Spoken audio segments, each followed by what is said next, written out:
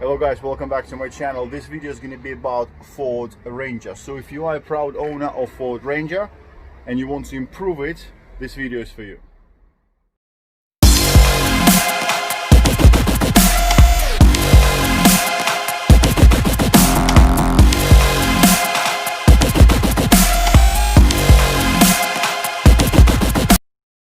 I got no idea why it doesn't come as standard, but if you own one of these cars, you know that if you want to lock your tailgate, you have to use the key. Well, this can be changed. You can use your own fob to unlock or lock the tailgate. You want to know how? Take a look at this video. I've just done it for myself, so I thought I'd share it with you guys. Okay guys, so got myself a kit from Eagle 4x4. This is a kit to actually make your rear hatch, or the gate, tailgate, lockable from your original key. Always taking all apart. This is simple, you know, just take some screws out, nothing to it, and then kind of follow the manual. And what I'll do is I'll follow it with you, just in case if you want to use something like this. As you can see, screws out. Okay, next step is to drill a 4mm hole right here.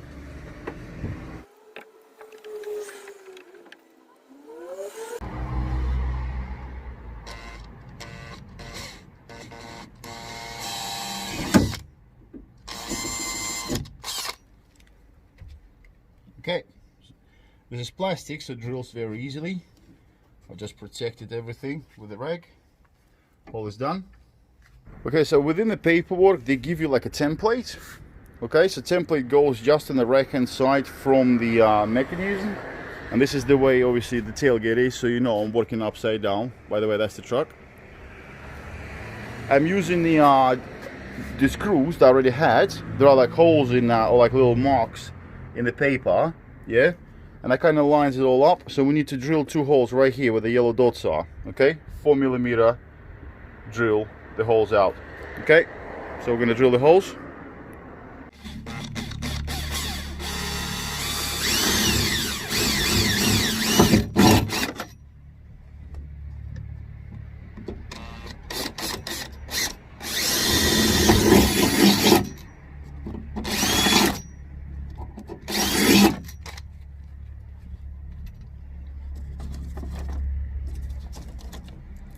Okie dokie. The holes are now drilled. I'm just going to use the magnet to get them shavings out. Don't be blowing at it, guys, because that will get into your eyes. Okay, use a magnet. Okay, now pretty much you're just following the instruction. So we mounted this rod or pulley to the actuator. It's all in the paperwork.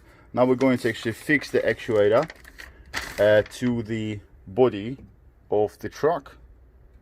Okay guys, just a little tip. It was easier to actually take the rod off of the actuator, feed it into the mechanism first, you know, kind of in, out, you know. It's only pictures here guys, it's quite easy.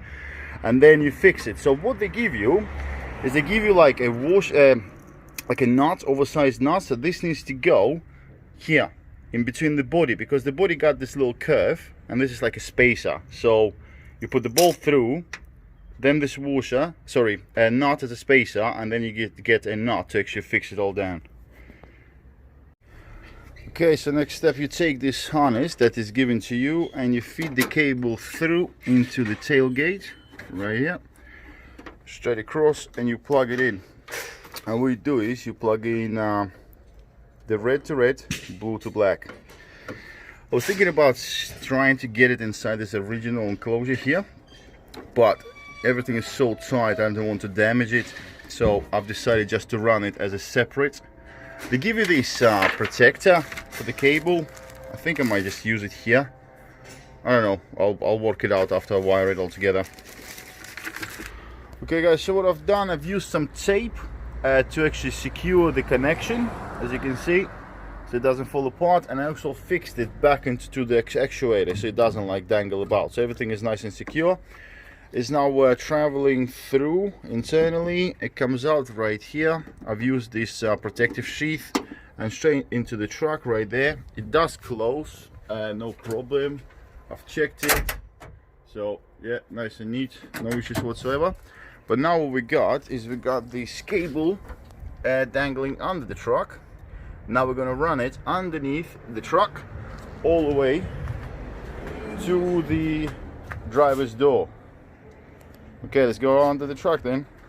Okay guys, so we're under the truck. I'm gonna try to show you as best as I can how I ran the cable. So this is that cable that goes back into a hatch, you know, along with the rubber plug, like a housing. So I've got this this lock cable zip tied over the harness here. Yeah, turned away, so it's at the top.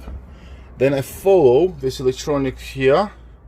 Then I jumped over the frame, and I think, well, pretty much follow the route of existing either like lines or electronics or whatever not. So zip tying the cable along there. Then I jumped over the actual frame of the vehicle and followed, I think this is ABS cable right there. Can you see it? Right there. It's quite easy when you, I mean, to be fair to this truck, it's so high off the ground that you can get to all the stuff quite easily without even jacking it up. So then obviously I stood away from the exhaust. The cable is now somewhere right there at the top. Now it came out on this side of the frame. Can you see the cable? So this is now on outside, and I zip tied it just like this, away from the exhaust. Yeah, I don't know, it's probably hard to see, but you know guys, just be creative, you know, don't have it somewhere obviously at the bottom, somewhere they could get cut or jammed. All right, then I've got to this plug like a rubber bung on the body right there, and I've used actual like a really sharp knife, and I've done a really tiny incision in this rubber, and I poked the cable through. So it just looks like a big hole. It's not, because it's just like this fire rated sound material is coming off the rubber, but it's actually a nice and tidy little hole which is sealed, because we don't want any water going in there. That's going to end up in your car. And now we are in the truck. So you take this plastic bit off. Yeah, it's quite easy guys, don't break it. There's two clips on the sides, blue clips, and right here you got like two little hinges, so you kind of need to pull them out. You see the cut? So you kind of slide it in, then push it up, or vice versa. So pull it this way, lifting it, and then you reach under the carpet here, and roughly around this area right here you have that hole the bung came through, and that's the cable now fished out. Okay, so now we need to splice into the harness and connect the cable for the actuator. Okay, so in order to give myself just a bit more space, I have removed this plastic covering right here, removed the seal just a little bit, because you've got this protective sleeve over the cable harness of the vehicle. So I wanted to remove it neatly and then retape it all up. So here we go. So now within this mess here, we're looking for a gray with brown trace and brown with green trace, and we're going to connect red and black off of the cable from our actuator. And yes, they give you them crocodile splices, but I think I'm going to solder. It's recommended anyway. Okay, so cables are now located. I did segregate them away from the rest of the loom, and I did take off a bit of insulation, just a little bit, to solder on the cables we require. Okay, so I do assume you know how to solder. I have soldered on the cables. I'm going to tape them up after I test. Just follow the instruction, red to gray, sorry, the red to brown, gray and brown, and black to brown and green. Okay, now we're going to test it out. Okay, so initial test, original key. Let's try locking it. Open it.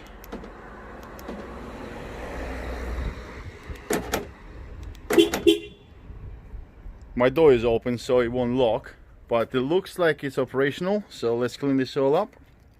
Okay, tape everything up nicely, guys, and reinstate obviously all the bits that you're taking apart. Okay, almost like brand new, everything back together. Okay, so functionality testing. Let's open the truck. Shut.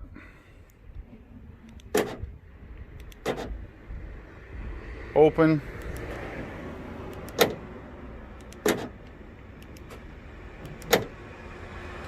All right.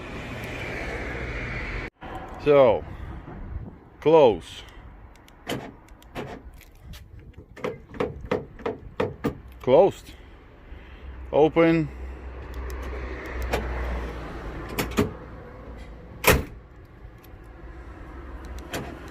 Okay, now it's just to reinstate all the panels. And yeah, happy, it's working. Perfect. Now you guys can lock your truck with a normal alarm you've got. Same fob, no programming, but the tailgate locks as well. Why Ford doesn't have it as a standard, I got no idea, beyond me. Anyway, hope you liked the video, guys, and yeah, ride safely, drive safely, enjoy your Ranger. Bye.